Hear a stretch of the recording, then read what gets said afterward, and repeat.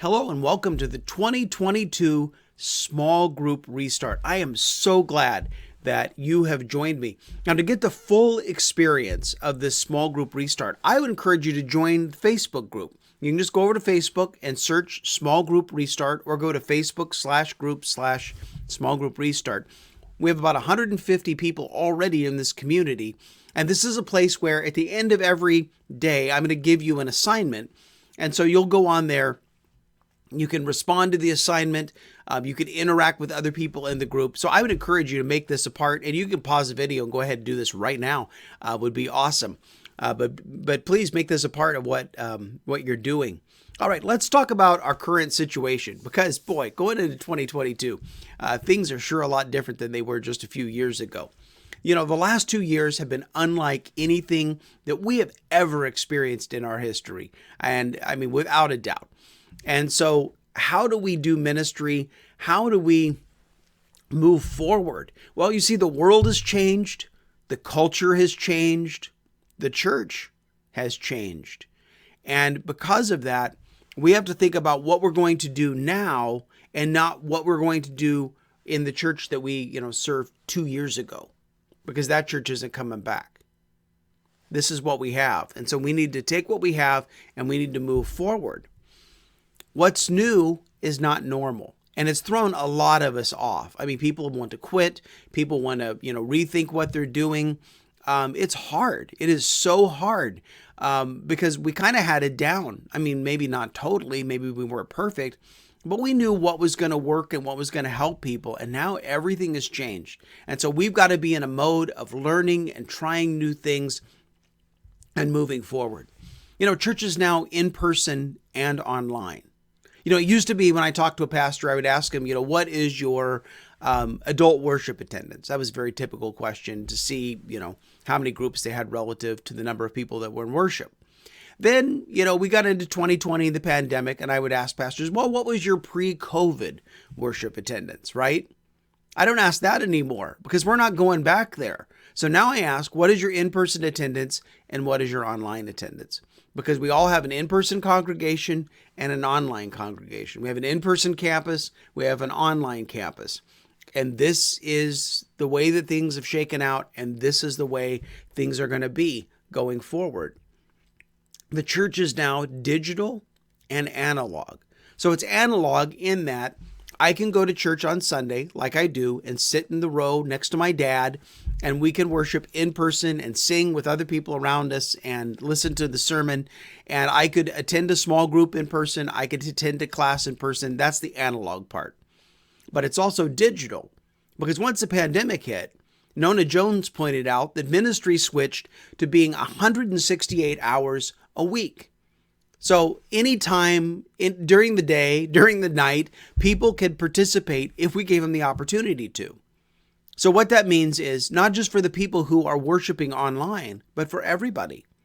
That if I only offer my Next Step class at 2 o'clock on Sunday afternoon once a month, there are some people that are never going to be able to make it at 2 o'clock on Sunday afternoon once a month. So what do? You take that class. You'd rather have them there in person. You'd rather look them in the eye. You'd rather shake their hand. But you take that class and you put it online. And then whether it's 2 o'clock in the afternoon or 2 o'clock in the morning and any day of the week, somebody could watch that Next Step class and take their next step. And this could be done with any of the things that you're currently doing in an analog fashion. You could go ahead and do it digitally as well. In our world today, things are digital, and they have been for a while. But digital, I mean, could you imagine going through the pandemic if we didn't have the internet, if we didn't have some of the conveniences that we have right now, if we didn't have apps on a phone? I mean, what would we have done? We would have sat around and read a book, which would not have been so bad, would it? But everything is digital. Everything is on demand. I don't need to wait around. Everything is on demand. I can find what I want to watch when I want to watch it, and I just click on it and go. And you look at the number of streaming services that boomed during the pandemic because people had time on their hands and they could watch anything they wanted anytime. The world, in some ways, is convenient in that I'm looking for a convenience. I'm looking for, I can put the items that I want into an app, and then I can drive to a store and they will bring it to my car. And I don't even have to go in the store, which is not so bad. Things are also delivered. I can do the same thing and have groceries delivered to my house. And I can have meals delivered to my house from a restaurant. And I could have meal kits delivered to my house. And of course, Amazon's been delivering forever. But there are so many ways that I don't have to go to a shopping mall and fight the crowd and look around because I can just find it online. Some of us have been doing this for a while. But this is where the world has moved. And some of the things where you say, well, okay, maybe I don't have to worry about, going into a store and, somebody coughing on me or something. But now it's just easier to drive in, pick up what you need because they deliver it to your car or they deliver it to your house. This is the world that we live in. This is the mindset that we're in right now. I mean, what we experienced with COVID was truly horrible. And some of us lost some very dear people. But the other thing that happened with COVID was that it sped up a lot of things. And so a lot of these things that some people were dabbling in that maybe were kind of a novelty, it sped all of that up. So it's almost like we got 10 years and 2 years. So we need to keep that in mind because it's not going to snap back. In person, anything people do in person now is careful and selective. It's careful and selective. So not everybody's come back to church. Some of them are watching online because they're careful and selective about where they participate and how they participate. And so we need to offer them something in a way that they will participate if we want them in person, but we also need to think about online is not so bad. It's not the same, but it's not so bad. People have given up a lot of things. When the pandemic hit, we gave up everything. Kids quit going to school. Adults quit going to work. We quit all of our extracurricular activities. We stopped eating in restaurants. We no longer had a morning commute or an evening commute. It all stopped. And everybody was home and we had a lot of time on our hands. And that was kind of nice. But people are not jumping right back into everything that they used to do. And you're experiencing this in some of your ministry areas. I've heard of churches that they would like to open more in-person worship services, but they don't have the people available to participate in children's ministry because they haven't come back. So you see, people will be reluctant to fill their lives back up again. So just because it's in the bulletin doesn't mean that they're going to show up at your church. So we need to offer the things that people are interested in doing and maybe do away with some of the things we used to do that people are not so interested in or that maybe should have gone away already. You know what those things are. I'm not going to spell them out to you. Some people have been separated for a very long time and they are ready to get back together. There's some of them are already getting back together. Some of them aren't sure about getting back together, but they are ready to regather in a lot of ways. It may be that they're not ready to regather on Sunday, but some of the people that are watching online would be interested in gathering in an in-person small group. That they're okay with a smaller number of people, they're just not okay with a larger number of people. Or, and this is a hard thing to say, if the in-person service is not a community experience where if the people that you're gathered with are not meaningful to you, then people most likely will meet online if they don't have those connections in the worship service per se. So they'll just watch online. If it's just a matter of programming, it's easier to stay home. But they will gather in groups because groups are built on relationship. And so they'll come to groups for the relationship. I was just talking to a small group leader last night. They're experiencing exactly this. Their group when they meet is 14, 16 people and they eat. And they have a wonderful time. It's such a great group. I wish I could join their group. But a number of their members are still worshiping online at home on Sunday. But they're coming and meeting with the group because that's meaningful to them. In person or online, people are ready to meet. There are some people that will meet in person because they do want the hugs. They do want the relationship and the connection. Some people meet online because, well, they don't live in your neck of the woods. They live in another part of the country or another continent even. And so, they'll participate in a group online because they can't participate in a group in person at your church. But some of them will also form an in-person group with people that they know in their community. Some people that worship in person will do an online group because of the convenience of the online group. Families with young children, if you could put your kids to bed, and then you could go on Zoom and meet with your group. That's a lot better than hauling your kids over to somebody else's house, and then they're up late, and it's a school night, and you get home, and you're trying to deal with them. It's easier just to put them to bed and then meet. And some people have found that to be true. Online groups are not the same as in-person groups. They're just not. It's two-dimensional. It's not three-dimensional. It's different. And so I think we need to recognize that it is different. It's not necessarily bad, though. Different does not mean bad. Different just means different. So when we try to do online groups, don't do them the same way that you would do an in-person group.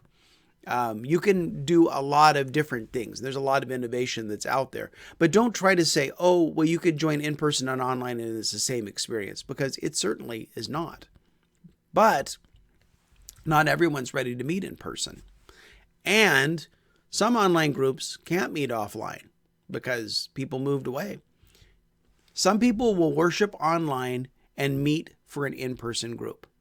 So again, it's crowd size. They don't want to be with the big crowd, or they don't really have the connections on Sunday morning wherever they sit in the auditorium. So they'll just watch online, but then they'll meet in person for their group. And so expect a lot of this kind of, hybrid behavior, if you will, because this is part of the world that we're living in now. Online and in person is here to stay. And that's an important thing, because online and in person are not the same experience, but they should be an equivalent experience. We should expect the same things of our online congregation that we expect in our in-person congregation. And we should treat them the same, because we are responsible to disciple our online followers. So let's talk about who is Alan White. Finally, I get to that. If you're watching this thing, you're like, who is this guy? Well, I am married to Tiffany. We've been married for 21 years, and we have 4 children. Sam is 20, Timothy is 16, Julia is 14, and Jesse in the middle with his Kansas City Chiefs shirt is 8, because 8 is great in our family. All right. I've been a pastor for over 30 years. I've served 3 congregations in various ways, 2 in-person on-site, 1 long distance this last year, which has been kind of fun. And I'm the author of a number of books, and you probably have seen them out there. And I've coached over 1,500 churches in the last 17, 18 years, which has been a lot of fun to play in everybody else's sandbox. But it's been a wonderful learning laboratory. Even in the last 2 years, the 100 or so churches that I've partnered with, it's been interesting learning from them, as well as serving in a church myself and kind of learning how do you navigate small group ministry in this new normal, right? Now let's go back to this. After the Spanish influenza in 1918 and 1919 came the Roaring '20s. How about that? Warm weather and low COVID numbers will mean that people are going to be gone. So as soon as the weather warms up, if the COVID numbers stay low, people are going to take off and they're going to travel. And if you're planning spring, summer vacation and you haven't booked your Airbnb yet, well, good luck finding one. And the price has gone way up because it's becoming very, very popular right now. What does this mean for small groups? Well, the why and the who of groups is the same. You see, once people are done traveling and doing all of that, then they're going to come back and they're going to want to be in a group and they're going to want to gather. Because the other thing we found in the Roaring '20s was once they got out of the pandemic, there was no mention of the Spanish influenza. People didn't talk about it. People didn't write about it. People didn't think about it. They were ready to put it behind them. So when we apply this to groups, hopefully the same thing is going to be true, depending on how things go. But in all of this, the why and the who are the same. See, your mission is the same. The mission is still the Great Commission. Your church doesn't need to go on a 3-day retreat up in the mountains to figure out what your mission is, because the mission is the Great Commission. Okay, there you go. If you want to go on a retreat and have fun, just go do it. But this is your mission, to go and make disciples. So that is the same, but the how and the what have changed. The how and the what have changed. Some of what we were doing before is going to work now, but some of what we were doing before is not going to work for everybody. And so how do we offer a variety of things to people so that we're able to make disciples of all of our people? See, this isn't the first time that things have dramatically changed. You see, Acts 1:8, Jesus said, "You will be my witnesses in Jerusalem, Judea, Samaria, and to the ends of the earth." That's what Jesus said to his disciples right before he ascended into heaven. The fulfillment of Acts 1:8 is found in Acts 8:1. In Acts 8:1, it tells us that great persecution came against the church in Jerusalem, and the church scattered where? To Judea and Samaria. Acts 8:1 is the fulfillment of Acts 1:8. The church was still in Jerusalem, but Jesus said, "You'll be my witnesses in Jerusalem, Judea, Samaria, and the ends of the earth." So what motivated the church in Jerusalem to go to Judea and Samaria? Persecution. They were forced to go. Have you ever been forced to go somewhere? That God wanted to move you, but you wouldn't move, so you got fired? And then you moved? Right? So what's happened to us is not an accident. And I think the question we have to ask ourselves, instead of, what the government or what the CDC or what anybody else has done to us, we need to ask, why has God allowed this? And what was God's purpose in the pandemic? And why did he forcibly move the church to a place where they hadn't been before? This is what happened in Acts. This is what's happened in the last 2 years. So what is it how did God use this situation to change the church to be effective in our culture? We're not going back to the good old days. I'm sorry to tell you that. But we're moving forward. We're going forward. So do you feel displaced right now? Why has God allowed this?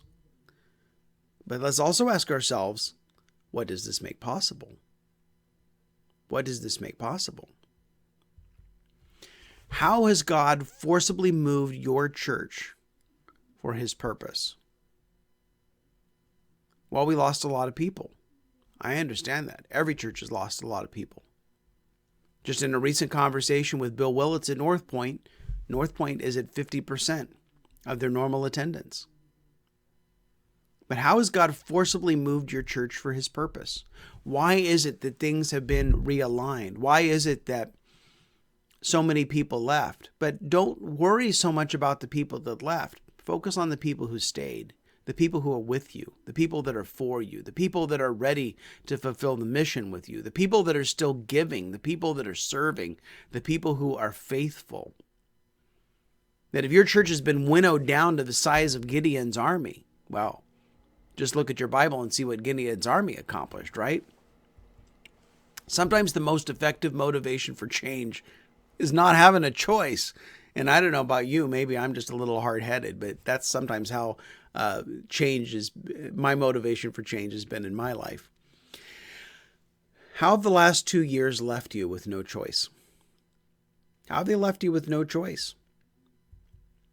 So let's go back and look at the why and the who of groups. And let's start with the basic. What is small groups?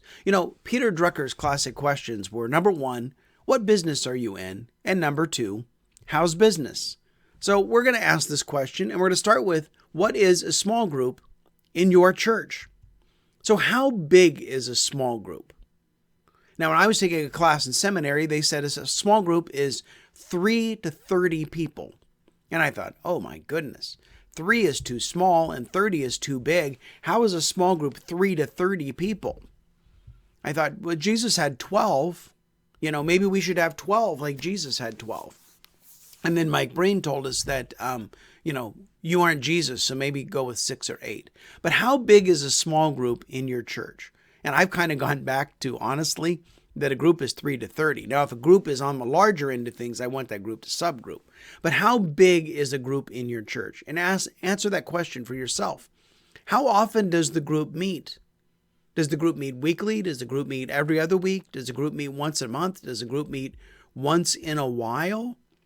Because the frequency of meeting is important, because so much of what a group does is partly curriculum, but also based on the relationships in the group. And if you're only meeting once in a while or once a month, that meeting is probably more like a small group placebo. You think you're in a group, but you're not in a group. Whereas meeting at least every other week, or preferably once a week, you form deeper relationships. How long are the group meetings? How long do they meet? How long does the group stay together? Because if they're only meeting for a semester, then your relationships are going to stay shallow. But if they're meeting for longer term, then you can deepen those relationships. Where does the group meet? Does it meet on campus? Does it meet off campus? Does it meet online? And then what is the group's purpose? This is an important question. What is the group's purpose? Because by defining a group, you're also stating what a group is not. So if you say a group is for the purpose of care and growth and serving, and then somebody says, hey, I want to do a group where, people get together and play dominoes. And then you say, well, is there an element of care? Is there an element of growth? Is there an element of serving in that? No, we just want to get together and have fun. Well, then that isn't a group. Or people say, well, we want to get into a deep Bible study. And by deep Bible study, that means somebody wants to stand up and lecture everybody for an hour. Well, is there a care? No. Is there growth? A little bit, but no discussion. Is there serving? No. Well, maybe that's not a group in your church either. But maybe it could be. Some meetings might qualify as groups. So once you define what a group is by the criteria that I just gave you, then you need to go back and look at all of the groups that meet in your church. So could a Sunday school class be a group? Maybe, if it has all of the elements of what you define as a group. Could Bible studies be a group? Could task groups be a group? Could mission teams be a group? Maybe they just need, if they're doing care and grow and serve, then the ones that are serving, if they can implement care and grow, then maybe we can call them a group. And my point is that people won't leave these groups to join a small group. And they shouldn't. If that's where their relationships are, if that's where they're growing, if that's where their connections are, then just add the pieces that are missing and make that a full group. Because otherwise, if you say, well, I'm going over here to serve, and I'm going over here for fellowship, I'm going over here for study, and then I'm coming to a weekend worship service, that's a big obligation. So if we can figure out how to make groups within other ministries of the church, and then take the people on the weekend and then, connect them into groups, then I think we can get a lot further, a lot faster. So what is the purpose of groups at your church? And this is what I want you to think about today and begin to define for yourself, so you know what is a group and what's not a group. And then you know what you have to work with, and you know what your goals should be. So is the purpose assimilation or connection? You're trying to close the back door? Okay, that's a legitimate purpose. Maybe your purpose is discipleship or leadership development or teamwork. Maybe your purpose is outreach or evangelism. All of these are good purposes for a group, and it's not a matter of one's right and one's wrong. It's a matter of which purpose is the purpose of groups for your church. Here's the big one. What is your senior pastor's purpose for groups? What is your senior pastor's purpose for groups? Because sometimes the people that sit in the discipleship pastor role, well, they want to make disciples. They want everybody to grow spiritually, right? But sometimes the pastor is wanting to reach the community, and that's his purpose for groups. Sometimes the pastor wants to close the back door and use groups for assimilation. Well, here's the secret. You can start with the pastor's purpose, and you can lead it to your purpose. So let's say the pastor says, I want groups for assimilation. But you say, I want groups for discipleship. So do some things to get people in groups, to help them be better connected to the church in person and online. And then in that, as you recommend curriculum, as you write curriculum, as you train your leaders, then you introduce all the elements of discipleship. You don't have to fight against your pastor on that. You can start with where the pastor wants to go. Okay, we're going to do groups for evangelism. We're going to do groups for assimilation. But in that, we're going to make disciples. And your pastor's not going to be opposed to that. Does your purpose align with your pastor's purpose?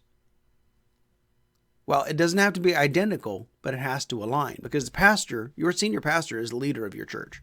Your lead pastor, your senior minister, whatever you call them. They are the leader of your church, and you need to follow your leader's lead. Let's talk about some emerging trends that are coming up for groups. Everybody's interested in this. What's the future? Well, I don't have a crystal ball, but I do have the experience in the last, over 20 months of working with over 100 churches. So let me give you some of that. People are stingier with their time these days. People are stingier with their time, and they're just not going to take time to do whatever. Because they cleared the deck of everything during the pandemic, and now they're being very careful about what to invest in. So invite them to something that matters. Invite them to something that's meaningful to them. People are going to gather with the people that they choose. They don't necessarily want to gather with a group of strangers. They want to gather with the people that they choose. There are people in their life that, over the last couple of years, they haven't spent the amount of time with them that they would like to. So now that they have an opportunity to meet again, they want to gather with the people that they want to gather with. Now, there are some exceptions. If people are new to your church, they're new to the community, they're new online, well, it's going to make a difference because they don't know anybody. So they're going to choose to make new friends. But a lot of people are going to choose to gather with people that they already know, that they already like, and go about it that way. They want to gather in a way that they're comfortable. They want to gather in a way that they're comfortable. And that may be on campus, that may be in a home, that may be in a coffee shop, that may be online. And online doesn't 100% mean Zoom. It could mean Slack or Facebook or Discord or, whatever else. There are a lot of ways to meet online. But they want to gather in a way that they are comfortable. So you just need to give them permission and opportunity, and they will figure it out. They're also going to look at smaller, small groups. Smaller, small groups. The church I'm working with right now is their life group pastor. Our average group is 8.5. And I didn't say 8, I didn't say 9 because it did come out at 8.5. And I joked with the leaders. I said, so the average group is 8.5. And I tongue in cheek, I said, and you know who the half is in your group, right? But they're going to be smaller, small groups. There are going to be exceptions, but they're going to be smaller for a large part. And maybe it's 8.5, maybe it's 4 or 5, but it doesn't have to be 12. It doesn't have to be 16. It doesn't have to be 30. For online groups, your online group needs to be about as big as the Brady Bunch. If you're meeting on Zoom or another online video service, online group, it's about as big as the Brady Bunch, and that works. I do coaching groups with pastors, and I have 8 churches plus me. And so that means that I'm Alice right there in the middle, and all the other pastors are gathered there, and 8 is great for online groups. For an in-person group, well, people want, they're going to choose people they want to spend time with. So we need to give them some flexibility to be able to gather their friends and to do a study together. All of the groups need a mission to fulfill. Because like I said, people are stingier with their time. They've invested themselves in a lot of things. They're not just going to do things because we offered it. So we need to be careful that we make sure that the things that we are offering are meaningful and are on mission, because people will jump into something that's going to accomplish a purpose, that's going to meet a need in the community, that's going to actually help other people as well as to help them to grow. But people aren't going to do activity just for the sake of activity. People want to invest their time in what matters to them. Well, how do we know what matters to them? Well, here's a secret. Ask them. Ask them what's meaningful to them. Ask them what they're passionate about. Ask them what's important to them.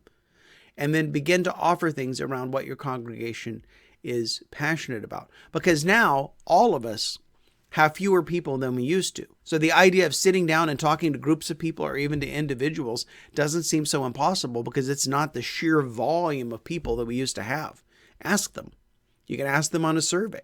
The easiest and most effective way to get people into groups is going to be tomorrow's topic. So watch your email. If you don't get it in your email, check your spam filter, and we will get to that tomorrow. Thank you for joining me. I'll see you tomorrow.